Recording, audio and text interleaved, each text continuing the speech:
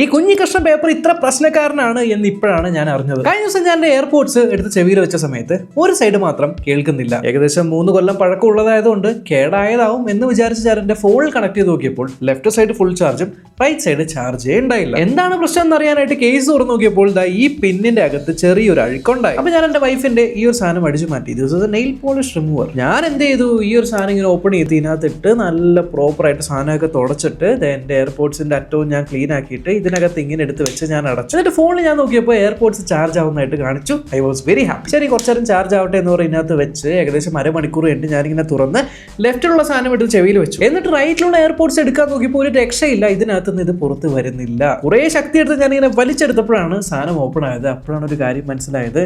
എയർപോർട്സിന്റെ ഈ പ്ലാസ്റ്റിക് ഭാഗം മൊത്തം ഉരുകിയിരിക്കുവാണ്. മണത്ത് നോക്കിയപ്പോൾ നല്ല കരിഞ്ഞ പ്ലാസ്റ്റിക് ഉരുകിയ മണവും. സോ സംഭവിച്ചത് ഈ നെയിൽ പോളിഷ് റിമൂവറിനകത്തുള്ള ആസെറ്റോണ് പ്ലാസ്റ്റിക് ആയിട്ട് റിയാക്ട് ചെയ്ത് പ്ലാസ്റ്റിക് അങ്ങ് ഉരുകി പോവുകയാണ് ചെയ്തത്. അകത്ത് ഇങ്ങോട്ട് ക്ലീൻ ചെയ്തപ്പോൾ ഉരുകിയ പ്ലാസ്റ്റിക് രണ്ടും കൂടി ഒട്ടിപ്പിടിച്ചത് കൊണ്ടാണ് പുറത്തെടുക്കാൻ പറ്റാത്തത്. സോ ദയവ് ചെയ്ത് ഇത്തരത്തിലുള്ള എയർപോർട്സ് ഒക്കെ ക്ലീൻ ചെയ്യാനായിട്ട് നെയിൽ പോളിഷ് റിമൂവർ പോലുള്ള സാധനങ്ങൾ ഉപയോഗിക്കരുത്. കൂടുതൽ ഇൻഫോർമേറ്റീവ് വീഡിയോസിനായി ഫോളോ ചെയ്യാനും മറക്കണ്ട.